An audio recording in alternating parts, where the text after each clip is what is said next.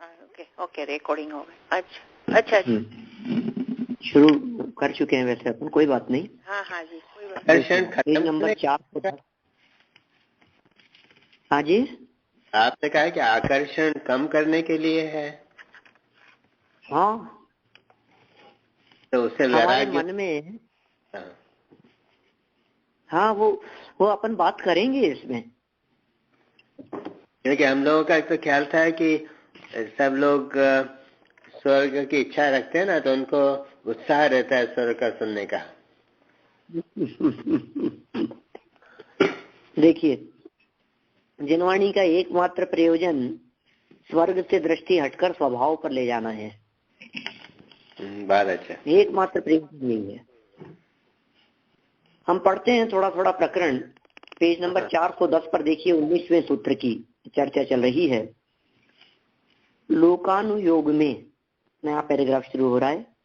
लोकानुयोग में 14 इंद्र कहे गए हैं, पर यहाँ 12 विवक्षित हैं, क्योंकि ब्रह्मोत्तर, कापिष्ट, महाशुक्र और सहस्त्रार में ये 4 अपने दक्षिण इंद्र के अनुवर्ती हैं।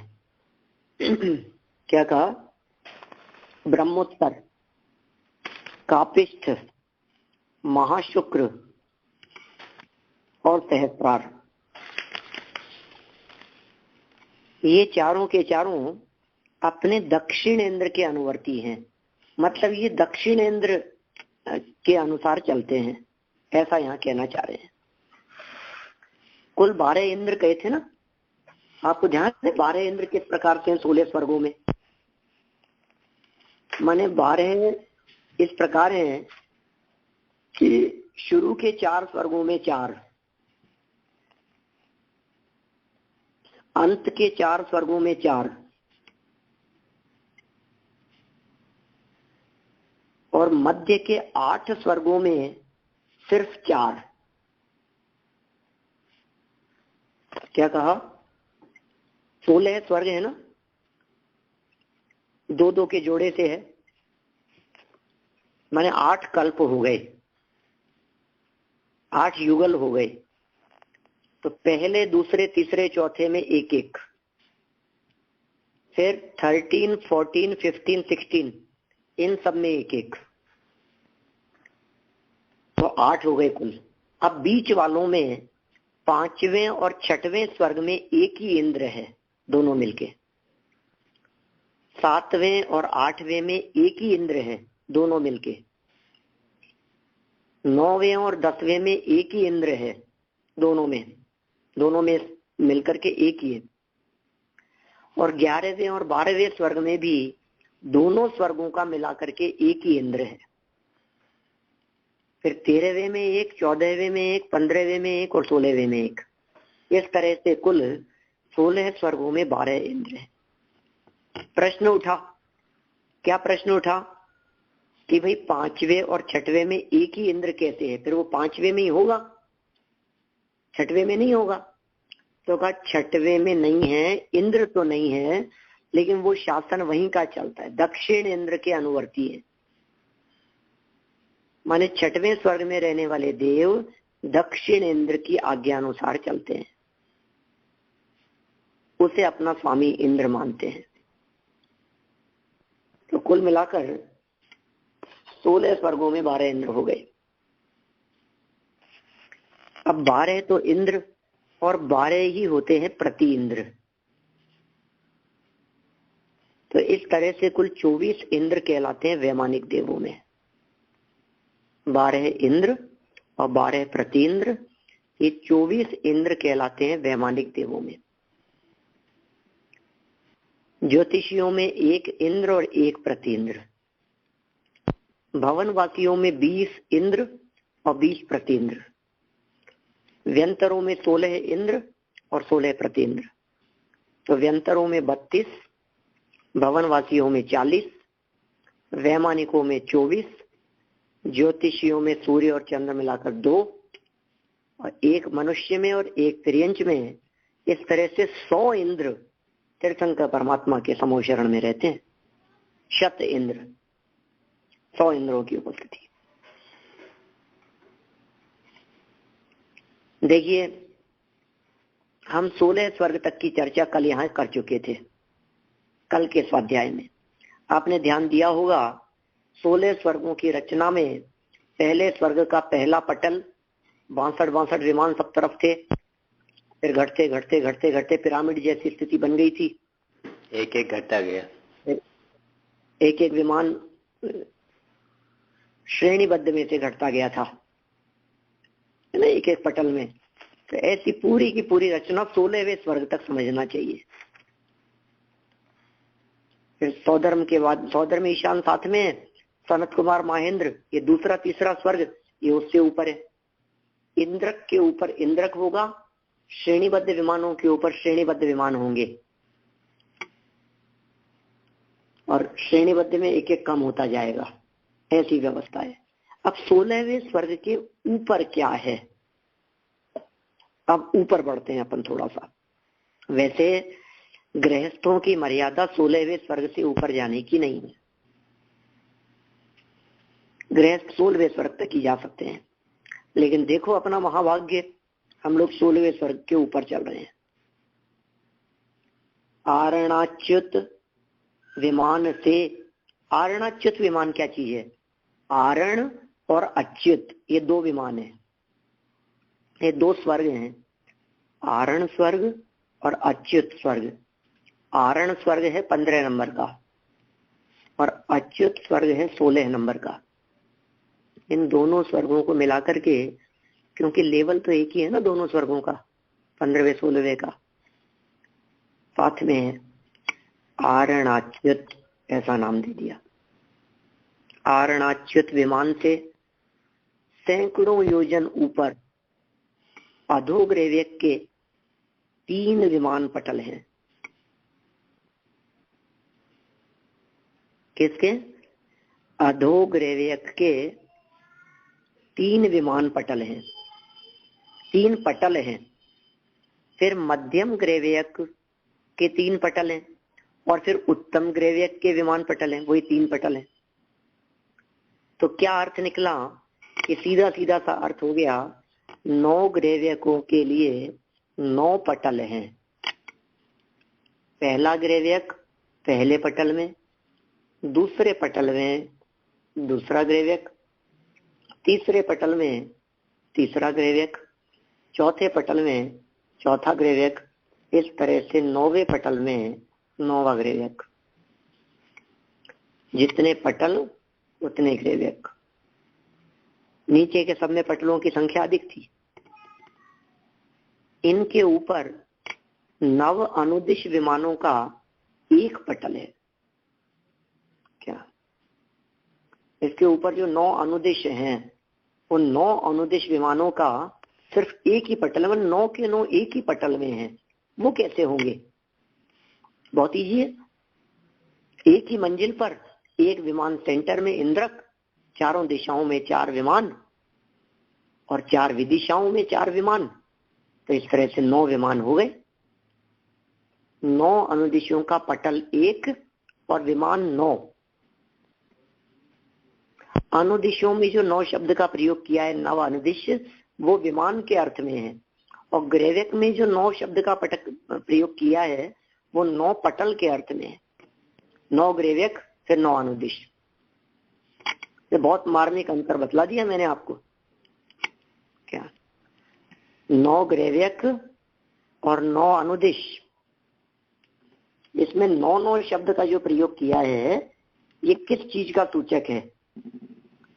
9 शब्द तो संख्या को प्रति इंडिकेट करता है। 9 ग्रैव्यक भी 9 संख्या को बतला रहा है, और 9 अनुदिश भी संख्या को बतला रहा है। लेकिन यहाँ जो 9 अनुदिश है, ये विमान सूचक है,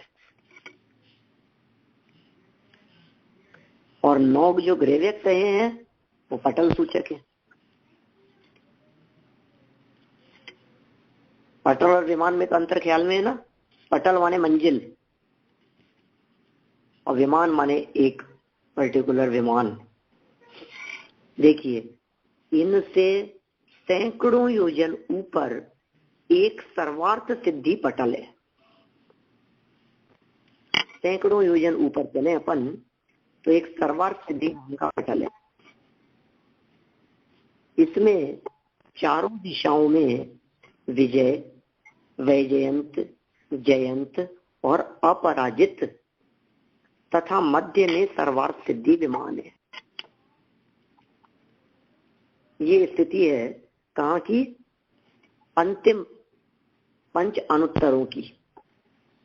5 हैं वे, इसलिए पंच कहलाते हैं, अनुत्तर हैं वे, ठीक है। बीच वाले का नाम सर्वार्थ सिद्धि और बाकी का नाम विजय, वैजयंत, जयंत और अपराजित, ठीक है। आगे बढ़ते हैं अपन। इस तरह से पूरा अपने को पता लग गया ऊपर ऊपर में क्या क्या है, किस तरह से है। सर्वार्थ सिद्धि तक पहुंच गए अभी अपन। अभी मैं और ऊपर की यदि स्थिति आपको बतलाऊं सर्वार्थ सिद्धि से ऊपर की, तो सर्वार्थ सिद्धि वाला विमान जो सेंटर में है, उस सेंटर वाले सर्वार्थ सिद्धि विमान के ध्वज दंड, जैसे मान लीजिए विमान बना हुआ है, विमान के ऊपर ध्वजा लहराई हुई है, उस ध्वजा का जो दंड है, ध्वज दंड, ध्वजा का टॉप फ्लैग जो है, उसके टॉप पोर्शन की बात कर रहा हूं, वहां से 12 योजन ऊपर जाकर सिद्ध शिला है। 12 योजन का स्पेस है उस जगह से।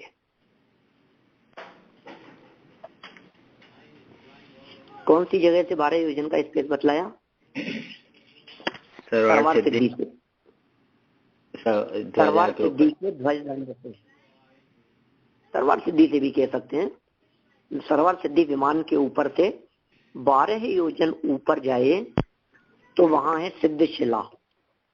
और वो जो सिद्ध शिला है या वो जो 8वीं पृथ्वी है, वो 8वीं पृथ्वी, सिद्ध शिला नामक पृथ्वी 8 योजन मोटाई वाली है। क्या कहा? वो सिद्ध शिला नामक पृथ्वी 8 योजन मोटाई वाली है। उस पर भी सिद्ध परमात्मा नहीं रहते। अभी ऐसा प्रश्न कई बार कई लोगों द्वारा पूछ लिया जाता है कि सर्वार्थ सिद्धि से सिद्ध परमात्मा कितनी दूरी पर रहते हैं। मैं उसका स्पष्टीकरण कर रहा हूं आपके सामने। सर्वार्थ सिद्धि से सिद्ध परमात्मा कितनी दूरी पर रहते हैं? सिद्ध शिला के ऊपर हुआ तो 20 योजन हो गया। 20 योजन तो ये हो गया। अभी और भी ज्यादा ऊपर है। देखिए क्या क्या है। सबसे पहले तो इतना याद हो गया हमारे को कि 12 योजन का तो अंतराल है बीच में सर्वार्थ सिद्धि के बाद, और फिर 8 योजन की मोटाई हो गई सिद्ध शिला की, तो 12 और 8 हो गया 20 योजन। अभी सिद्ध शिला पर भी नहीं रहते सिद्ध। सिद्ध शिला से ऊपर 2 कोस माने 4000 धनुष। 2 कोस माने 4000 धनुष का घनोदधिवात वलय है। 2 कोस का घनोदधिवात वलय है। फिर उसके ऊपर 1 कोस का घनवात वलय है। उसके ऊपर 1575 धनुष का तनुवात वलय है।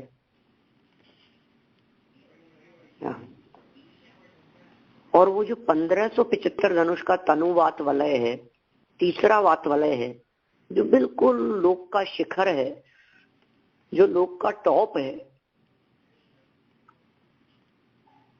वो सिद्ध परमात्मा उस तनुवात वलय में भी, जिसकी मोटाई 1575 धनुष है तनुवात वलय की, उस 1575 धनुष वाले तनुवात वलय में भी बिल्कुल टॉप पोर्शन पर रहते हैं सिद्ध परमात्मा। क्योंकि सिद्ध परमात्मा तो 525 धनुष की हाइट वाले होंगे, ज्यादा से ज्यादा भी तो होंगे। सिद्धों की हाइट कितनी है? तो कहते हैं कि सबके सिर एक ही साथ एक लेवल पर रहते हैं, तो वो वहां पर है। हाँ, तो वो तनुवात वाले को टच कर रहे हैं, ऊपर टॉप पोर्शन को। तनुवात वाले टॉप पोर्शन को सिद्ध परमात्मा टच किए हुए हैं। तो कितनी नीचे तक आए सिद्ध परमात्मा? सर तो हो गए तनुवात वाले के लास्ट में। अब तनुवात वाले का कितना एरिया बच गया जहां सिद्ध नहीं है? 1575 में से लेस कर दो 525, 1050 आ जाएगा। 1050 धनुष हो गया ना। तनुवात वलय 1575 धनुष का है। आप अपने दिमाग में तनुवात वलय की लाइन खींच लो। अब उसकी मोटाई देखो, 1575 धनुष दिख रहा है। अब ये 1575 धनुष की जो मोटाई दिख रही है, इस मोटाई में ऊपर ऊपर की एरिया में 525 धनुष तक सिद्ध परमात्मा के चरण होंगे मैक्सिमम, है ना। तो कितना एरिया बच जाएगा तनुवात वलय का? 1000 खाली, 1050 योजन। 1575 था, 1575 था, और ये है 525। अच्छा, सिद्ध परमात्मा 1050 धनुष, 1050 धनुष बचेगा। अब देखिए वापस, मैं धनुषों में बात इसलिए कर रहा हूं कि शास्त्रों में धनुषों के अंतर्गत कही गई है। अब ये पूछे कि सिद्ध शिला से सिद्ध परमात्मा कितनी दूर रहते हैं? पहले सिद्ध शिला से देखो। तो सिद्ध शिला के ऊपर चलेंगे तो 4000 धनुष घनोदधिवात वलय, 2000 धनुष घनवात वलय, और अब तनुवात वलय में कितना लेंगे? 1050 धनुष। तनुवात वलय है तो 1575 धनुष का। तनुवात वलय है तो 1575 धनुष का, किंतु उसमें से 1050 और ले लेंगे अपन। तो सिद्ध शिला से कितनी हाइट हो गई? 7050 धनुष ऊपर हो गए सिद्ध परमात्मा। 7050 योजन ऊपर, धनुष ऊपर हो गए सिद्ध शिला से। अब इसके पहले की यदि बात करो तो 20 योजन पहले के हैं। सर्वार सिद्धि से यदि बात करते हैं तो सर्वार सिद्धि से ऊपर 20 योजन प्लस 7050 धनुष ऊपर सिद्ध परमात्मा रहते हैं। इस तरह से ये सिद्ध परमात्मा का अवस्थान, सिद्ध परमात्मा की स्थिति हमारे ख्याल में आती है। कुछ पूछना हो तो बोलिए आप, इसमें कोई बात नहीं समझ में आई हो तो।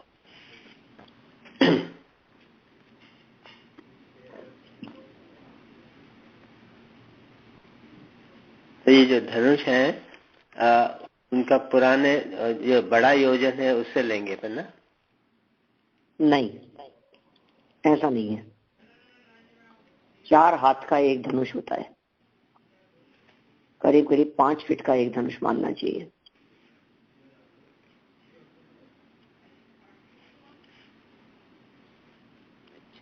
दो 2000 धनुष का एक कोस बतलाया है।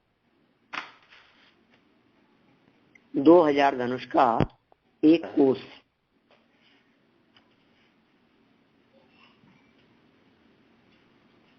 और 4 कोस का एक योजन। छोटा योजन है। अच्छा, 4 कोस का एक योजन छोटे योजन से नापे।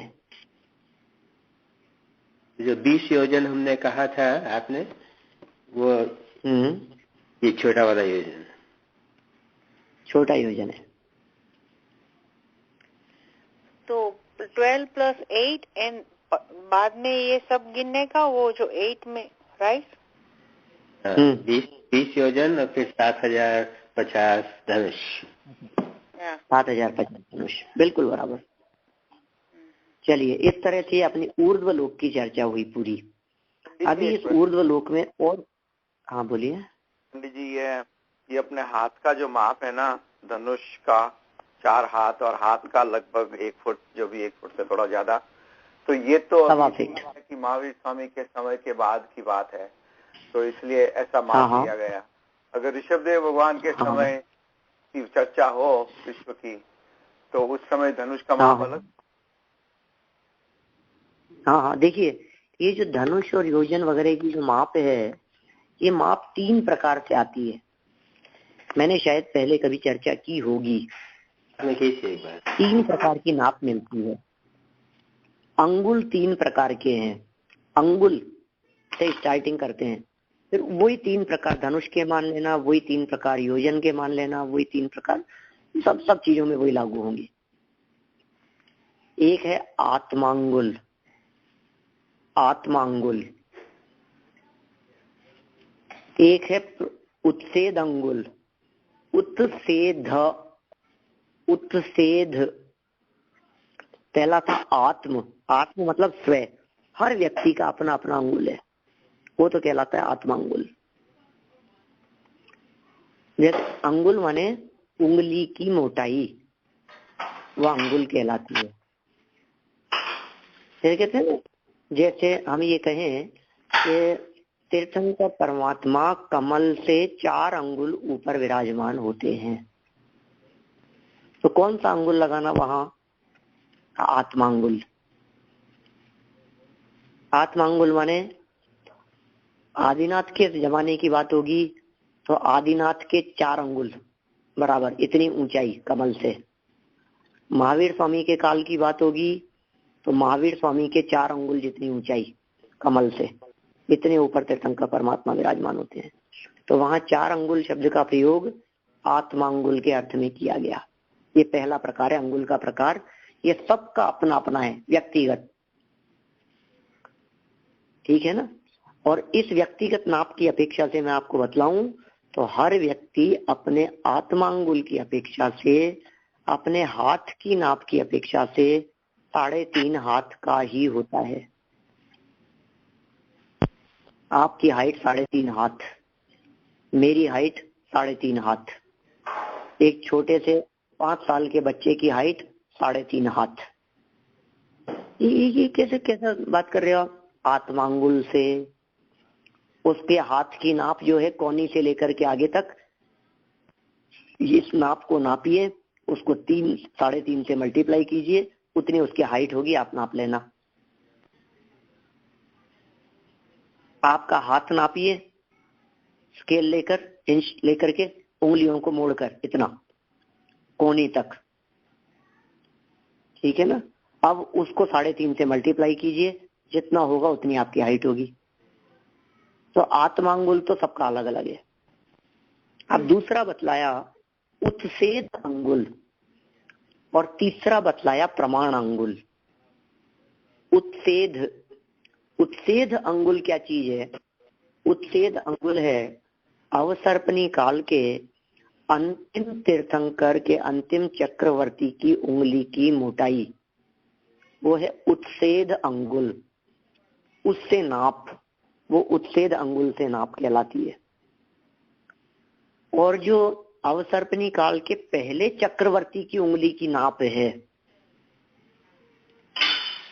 वो कहलाती है प्रमाण अंगुल। उसे कहेंगे प्रमाण अंगुल। तो आत्मांगुल तो सब अलग अलग हो गया, डिफरेंट हो गया। कुल तो शांतिनाथ भगवान का अलग होगा और नेमिनाथ का अलग होगा, वासु पूज्य का अलग होगा, चंद्रप्रभ का अलग होगा। ये तो आत्मांगुल हो गए, सबके अलग अलग, क्योंकि ऊंचाई घटती गई है। तो आत्मांगुल की चर्चा हुई कालक्रम के हिसाब से। किंतु पहले वाला और अंतिम वाला, ये ऐसा भी कह सकते हैं, इन 3 अंगुलों की नाप बतलाई है। पहले अंगुल वाला प्रमाण अंगुल, पहले चक्रवर्ती, अंतिम वाला उत्सेद अंगुल, और बीच वाले सब आत्मांगुल से नाप वाले।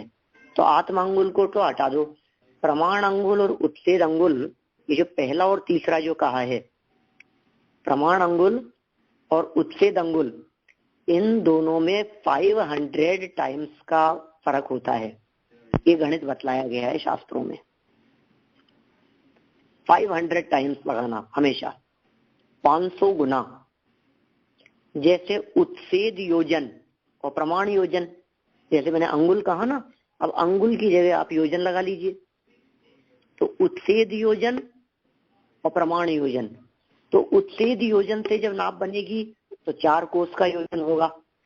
अच्छा, यदि 4 कोस का योजन होता है उत्सेद वाली नाप से, तो प्रमाण योजन के अंतर्गत वो कितने कोस का हो जाएगा?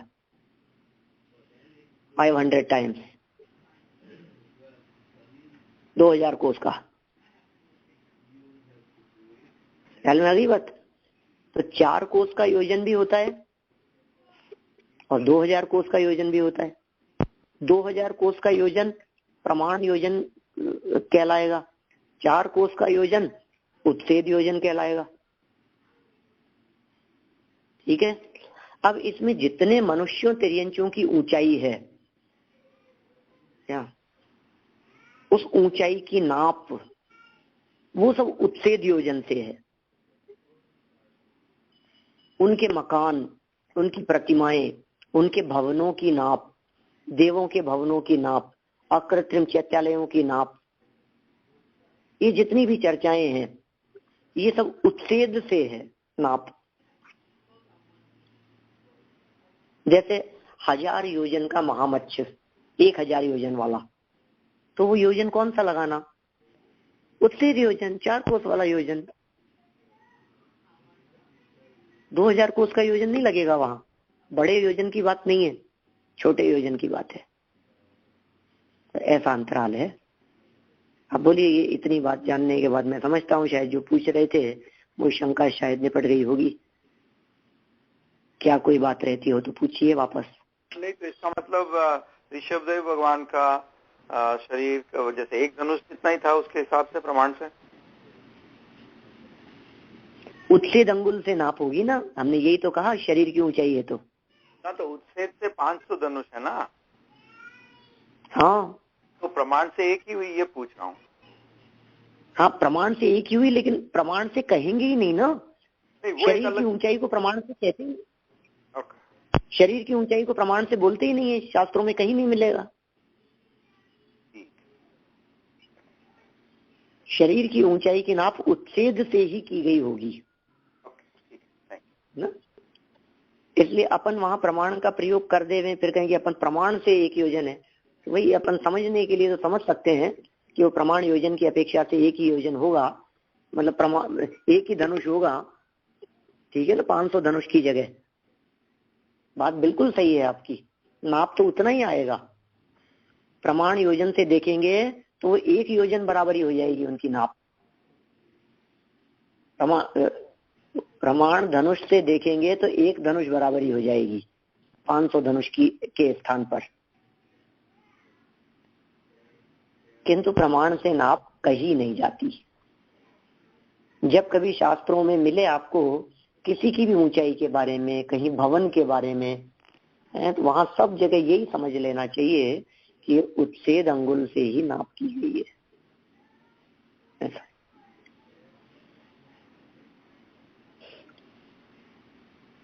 और जहां अकृत्रिम चीजों की नाप की बात आवे, अकृत्रिम पर्वत, नदी, समुद्र आदि की जहां चर्चा आवे, द्वीप समुद्रों वगैरह की, उनमें आपको हमेशा प्रमाण योजन से नाप बतलाई गई है।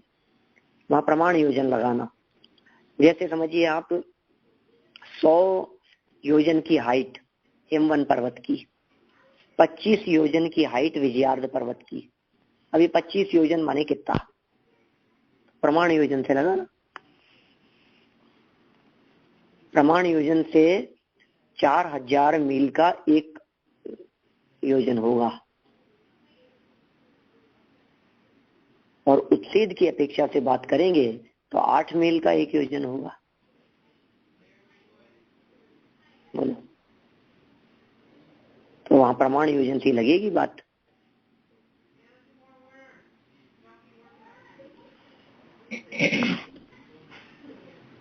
चलिए आगे बढ़ते हैं अब हम लोग, है ना। और कोई जिज्ञासा हो तो आप बिल्कुल सहज भाव से पूछें, किसी प्रकार का कोई संकोच नहीं रखें।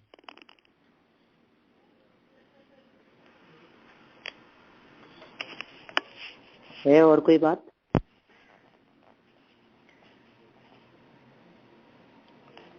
नहीं है? नहीं है अभी, आगे देखिए देखिए वर्ण आया, मतलब पांच कलर का कलर सोधर हमेशा। आप आगे बढ़ते हैं हमेशा। हाँ अरुणा बहन, आप आगे बढ़ते हैं, मैंने पढ़ा ही नहीं, उससे पहले आगे की पूछते हैं आप। Okay okay. हाँ अभी मैं पढ़ता हूँ। अच्छा अच्छा। देखिए, सौधर्म ईशान के विमान पंचवर्ण के माने 5 प्रकार के रंग हैं ऐसे विविध वर्णों के। और शांत कुमार महेंद्र के कृष्ण के बिना 4 वर्ण के विमान हैं। और ब्रह्मादि 4 स्वर्ग के कृष्ण और नील के बिना 3 वर्ण के। शुक्र आदि 8 स्वर्गों के विमान पीले और शुक्ल वर्ण के हैं। और ग्रेवेयक, अनुदिश और अनुत्तर विमान शुक्ल वर्ण के ही हैं। ये सर्वार्थ सिद्धि विमान परम शुक्ल वर्ण है। क्या ये ऐसा स्वरूप बतलाया है यहाँ? अभी क्या कहना चाह रहे हैं इन वर्णों के माध्यम से? इन वर्णों का मतलब ऐसा समझना चाहिए इस प्रकार से अपने को कि कृष्ण, नील आदि ये जो वर्णों की चर्चा है ना, कृष्ण, नील, कापोत, पीत, पद्म और शुक्ल, तो उनसे भी थोड़ा बहुत इनका रिलेशन समझना चाहिए। और वैसे तो कलर वाइज बंटवारा किया है। ऊपर लाइट होते गए हैं, ऊपर निर्मलता बढ़ती गई है, ऊपर के स्वर्गों में विशुद्धि बढ़ती गई है, परिणाम विशुद्ध होते गए हैं और सर्वार्थ सिद्धि वाले परम शुक्ल वर्ण वाले हैं।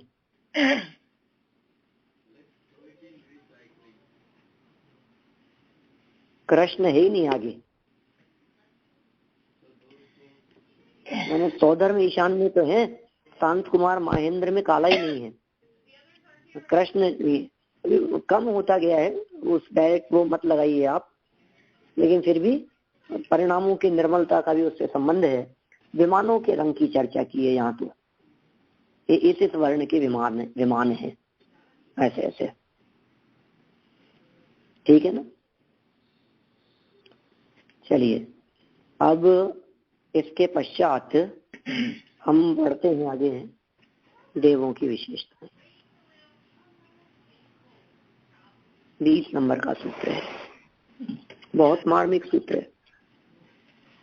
देवों का बहुत सुंदर स्वरूप बतलाया है ना। और फिर जब अपन आगे पढ़ेंगे ना अगले सेशन में, आज के बाद वाले सेशन में, उस समय 21वें सूत्र की चर्चा करते समय बहुत मार्मिक बात बतलाऊंगा मैं यहाँ। पहले तो अभी यहाँ देवों की विशेषताएं समझ लो, और फिर जो कमियां हैं, मतलब जिस चीज में कमी हो रही है, वो कमी और ये विशेषता ये किस चीज को इंडिकेट करती है, अपन इसकी चर्चा आगे वाले सेशन में करेंगे। कल तो अपने को इष्टोपदेश पढ़ना है, अभी कल और परसों तो। देखिए, स्थिति, प्रभाव, सुख, द्युति, लेश्या, विशुद्धि, इंद्रियावधि, विषय तो अधिकार। क्या कहा? स्थिति, प्रभाव, सुख, द्युति, लेश्या, विशुद्धि, इंद्रियावधि, विषय तो अधिकार। ये मूल सूत्र है। इसमें ऊपर के देवों में किस प्रकार की विशेषता होती गई है, इन चीजों की अधिकता होती गई है, उसे बतलाया है।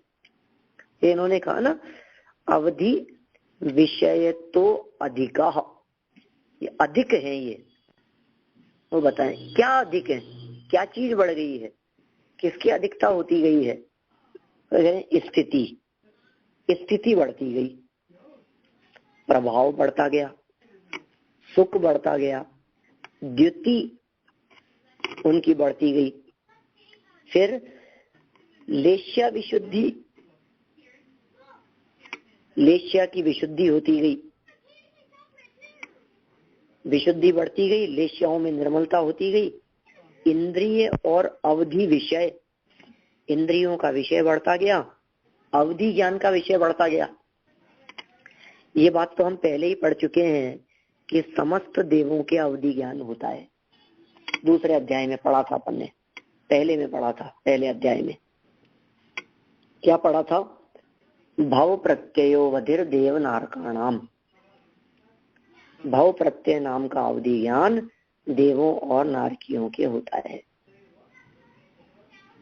पहले अध्याय में पढ़ी थी हमने ये बात। देवों के भव प्रत्यय नाम का अवधि ज्ञान होता है, तो सबका अवधि ज्ञान बराबर होता होगा, सब देव बराबर बराबर जानते होंगे। तो कहा नहीं नहीं, ये भव निमित्तक के साथ साथ क्षयोपशम निमित्तक भी है।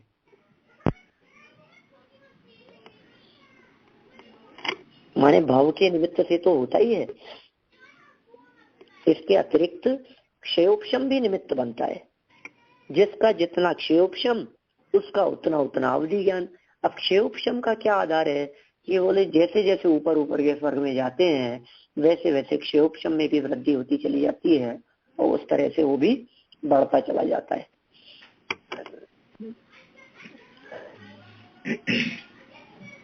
ठीक है, हाँ जी। पढ़ता हूँ नीचे, अर्थ देखिए। ऊपर ऊपर के देवों के स्थिति, प्रभाव, सुख, द्युति, लेश्या, इंद्रिय विषय और अवधि विषय उत्तर उत्तर अधिक है। मतलब ये सब चीजों के अंदर ऊपर ऊपर के स्वर्गों में वृद्धि होती चली जाएगी, बढ़ोतरी होती चली जाएगी, ये सब चीजें बढ़ेगी वहां। देखिए 1 to 6 नंबर का पॉइंट। अपनी देवायु के उदय से उस पर्याय में रहना स्थिति है। क्या कहा? अपनी देवायु के उदय से, आयु हो गई, देवायु का उदय क्या हुआ? आयु मतलब स्थिति मैंने आयु। हाँ, स्थिति मतलब आयु। स्थिति शब्द का अर्थ आयु नहीं होता, वैसे स्थिति शब्द का मतलब होता है काल, टाइम, काल होता है स्थिति का मतलब। अब किसी विवक्षित पर्याय के अंदर कब तक रहेंगे? जितना काल होगा उसे उसकी स्थिति कह देंगे। ठीक है ना? तो देवायु के उदय से उस पर्याय में रहना ये तो है स्थिति। शाप और अनुग्रह की शक्ति को प्रभाव कहते हैं। क्या ये शक्ति है, ये इसे कहेंगे प्रभाव। देवों का प्रभाव क्या चीज है? शाप दे दिया, शाप और अनुग्रह, इसकी शक्ति को अनुग्रह कहेंगे, प्रभाव कहेंगे। किसका कितना प्रभाव है कि कौन किसका कितना उपकारी हो सकता है, कौन में कितनी रिद्धियां हैं, कौन कितना प्रभाव डाल सकता है, मतलब किसी और के ऊपर। किसी को शाप दे दिया। मैं तो पुराने समय में पौराणिक चर्चाओं में के अपन ऐसे उसमें देखते थे, जानते थे ऐसा, ये शाप दे दिया किसी को कुछ बना दिया, किसी को कुछ कर दिया, किसी को कुछ ऐसी चीज दे दी कि जिसके माध्यम से वो उसको बुला सके, उसको याद कर सके, उससे ऐसा कर सके, है आकाशगामिनी विद्या प्रकट कर सके। दे दिया उसने कोई यंत्र तंत्र, कोई चीज ऐसी कोई ला करके, तो कितनी शक्ति है वो उसे कहेंगे, वो उसका प्रभाव है उस देव का। देवों में ऐसे प्रभाव देखे जाते हैं। शाप और अनुग्रह की शक्ति को प्रभाव कहते हैं।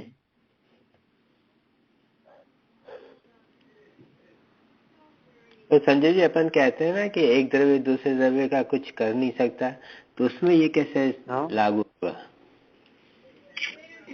नहीं, ये तो लौकिक बात है। इसमें क्या है? इसमें द्रव्य के कर्ता धर्तापन का संबंध नहीं है। किसी व्यक्ति का जैसा उसका उदय होगा तो सामने वाले को वैसा देने का विकल्प भी आएगा। इसमें एक द्रव्य के दूसरे द्रव्य के कर्ता धर्तापन से किसी प्रकार की कोई बाधा उत्पन्न नहीं होती। वो तो अबाधित सिद्धांत है कि एक द्रव्य दूसरे द्रव्य का कर्ता धर्ता नहीं है, नहीं है, नहीं है। लेकिन फिर भी हम आपको उपदेश दे रहे हैं, आप सुन रहे हैं, आप हमारा सहयोग कर रहे हैं। उन्होंने उनको गाड़ी दे दी, उन्होंने उनको ये दे दिया, उन्होंने अपना मकान दिया। तो कौन व्यक्ति कितना दे सकता है? जिसके पास में, स्वयं के पास में जितना वैभव होगा वो व्यक्ति उतना दान दे सकता है, देता है, वो उसका प्रभाव कहलाता है। आप अपने प्रभाव में काम नहीं करवाते हैं। एक बात है, काम करने और करवाने की सामर्थ्य को प्रभाव कहते हैं। करने और कराने की शक्ति वो प्रभाव कहलाती है। कोई काम हमारा नहीं हो रहा था और हमने कहा कि प्रमोद भाई आपका थोड़ा सा परिचय है, तो वो उनके प्रभाव से, हमारे डायरेक्ट ऑर्डिनरी व्यक्ति कोई जाए तो काम नहीं होता, फिर कोई विशिष्ट व्यक्ति जाए तो फिर वो काम बन जाता है, फिर और विशिष्ट व्यक्ति जाए तो काम और विशेषता से हो जाता है। कि क्यों अब क्यों हो गया? क्यों ऐसा इनका प्रभाव तो पड़ता ही है साहब। किसके साथ में आए हो, आपके साथ में आपका प्रभाव तो पड़ता ही है साहब। आपने किससे फोन करवाया है? तो वो प्रभाव क्या चीज है?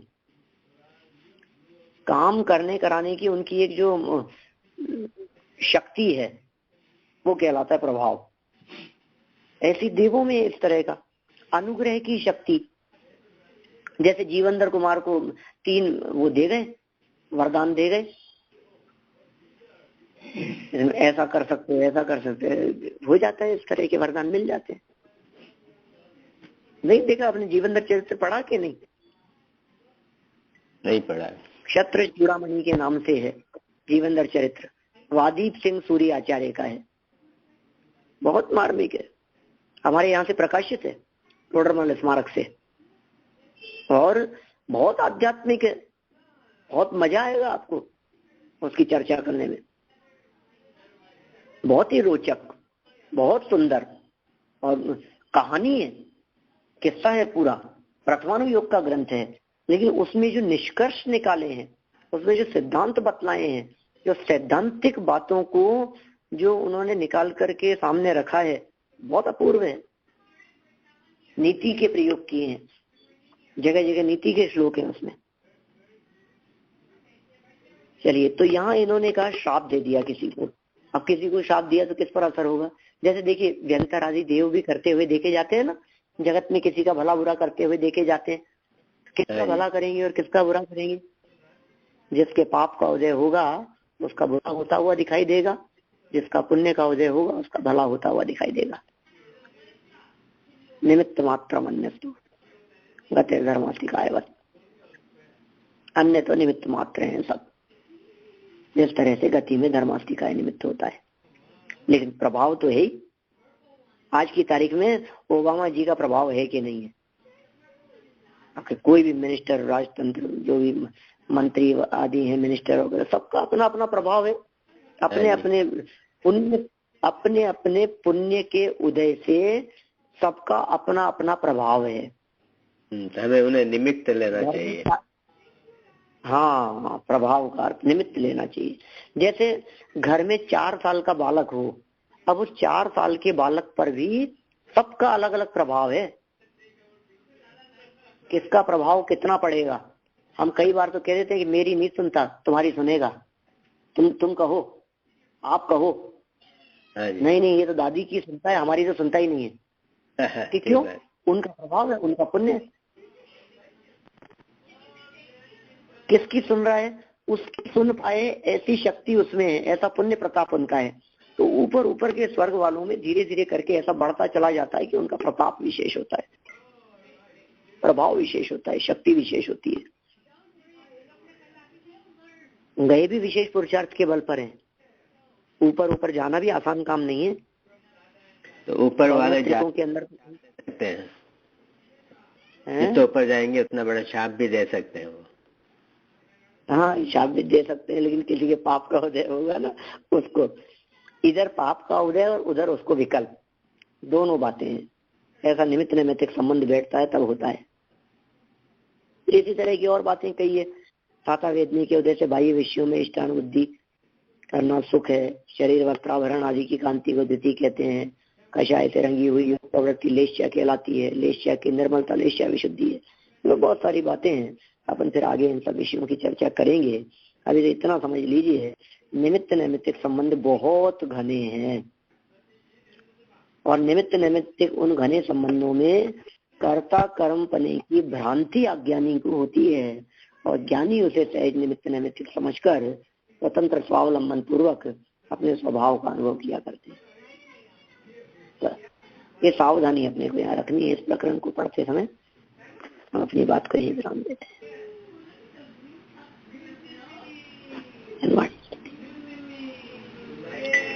जान के ज्ञान ते तुझे लोकालोक सोवाणी मस्तक